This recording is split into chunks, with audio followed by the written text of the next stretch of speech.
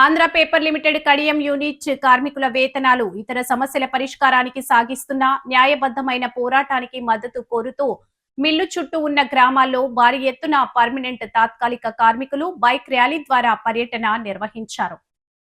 స్థానిక Kadiyam paper mill నుండి bike rally ప్రారంభించి జేగురుపాడు, మాధవరాయుడుపాలెం, సావరం, కడియం మీదుగా చైతన్యనగర్, రాజవోలు వరకు బైక్ పర్యటన జరిగింది.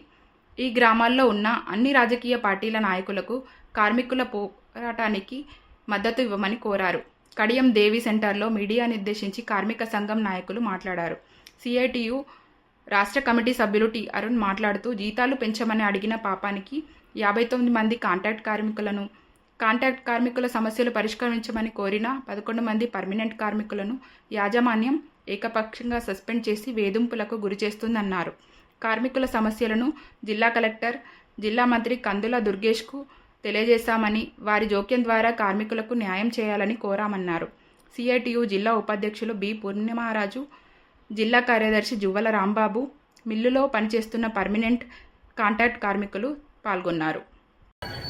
ఆ 40 రూపాయలు చెప్పిన పెరిగిన తర్వాత కూడా కాంట్రాక్ట్ కడియం పేపర్ మిల్లే కాదు, Andhra paper limited, Rajahmundry Kadiyam unit రెండింటికి కలిపి ఒకటే బ్యాలెన్స్ షీట్ యాజమాన్యం చూపిస్తూ ఉంది.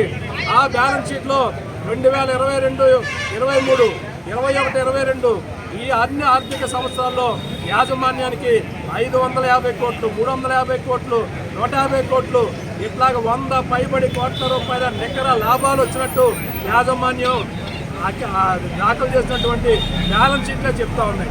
మరి 100 కోట్ల రూపాయల నికర లాభాలు వస్తూ ఉంటే, ఆకాశంలో ధరలు అంటిపోతూ ఉంటే, కార్మికుల కష్టార్జితానికి వేతనాలు పెంచమని అడిగితే వేతనాలు పెంచకుండా తిరిగి కార్మికుల్ని బెదిరించే పద్ధతి, ఇవాళ కార్మికుల ఆందోళనకు మద్దతుగా నిలిచారనే పేరుతో 11 మంది పర్మనెంట్ నాయకులు సస్పెండ్ చేసి 59 మంది కాంట్రాక్ట్ కార్మికుల్ని వాళ్ళ మీద ఛార్జ్ షీట్లు పెట్టి వాళ్ళ ఉద్యోగాలు తీసుకొని బెదిరించే పద్ధతి ఎలా సరైంది?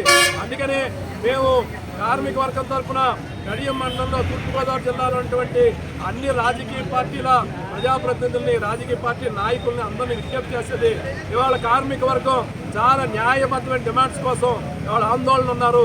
ఇవాళ రాజకీయాలతో సంబంధం లేకుండా కార్మిక వర్గం తరఫున అందరూ కూడా నిలబడండి, మద్దతు ఇవ్వండి, ఈ సమస్య పరిష్కారం కృషి చేయండి మేము అడుగుతా ఉన్నాం. జిల్లా కలెక్టర్ గారికి మెమోరాండం ఇవ్వడం జరిగింది. జిల్లా మంత్రి దుర్గేష్ గారి దృష్టికి కూడా విషయం తీసుకెళ్లడం జరిగింది. జిల్లాలో ఉన్నటువంటి ఇతర రాజకీయ పార్టీలు, ప్రజాప్రతినిధులు అందరూ కూడా జోక్యం చేసుకుని కార్మిక వర్గ సమస్యల్ని వెంటనే పరిష్కారం చేయాలని చెప్పి కోరుతాం.